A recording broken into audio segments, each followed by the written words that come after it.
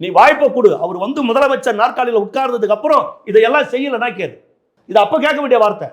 இப்பவே முடியாது, இவர் அடிச்சு விடுறாரு. சும்மா எவ்வளவு காலத்துக்கு இதே பேசுறீங்க? உங்களால முடியாது. உங்க அப்பா அறிவிச்சாரு, நான் ஆட்சிக்கு வந்தால் 2 ஏக்கர் நிலம் கொடுக்குற அத்தனை பேருக்கு உங்க அப்பா சொன்னார். இல்ல வசதி இல்ல சொன்னாரா இல்லையா? கருணாநிதி 2 ஏக்கர் கொடுக்கணும் சொன்னாரா இல்லையா?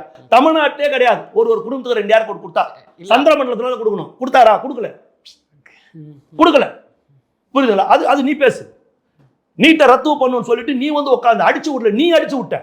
விஜய் அடிச்சு விடல, நீ அடிச்சு விட்ட. நீட்டை ரத்து பண்ற, நீ அடிச்சு விட்ட. வாய்க்கு வந்தபடி அதுக்கான ரகசியங்களுக்கு தெரியும், நீ அடிச்சு விட்ட. 21 குழந்தை செத்து போச்சு உன் பேச்சை நம்பி. செத்து போச்சு உன் பேச்சை நம்பி, உன் புள்ள பேச்சை நம்பி. நீட்டை ரத்து பண்ணியா? கல்வி கடனை ரத்து பண்ணுன்னு சொல்லிட்டு ஏமாத்தினியா? கல்வி கடனை ரத்து பண்ணியா? சொல்லுங்க. எத்தனை பேர் போராடுறாங்க? செவிலியர் போராடுறான், தூய்மை பணியாளர் போராடுறான், அத்தனை பேர் போராடுறான். அவங்களுக்கெல்லாம் பணி நிறுத்தம் செஞ்சியா?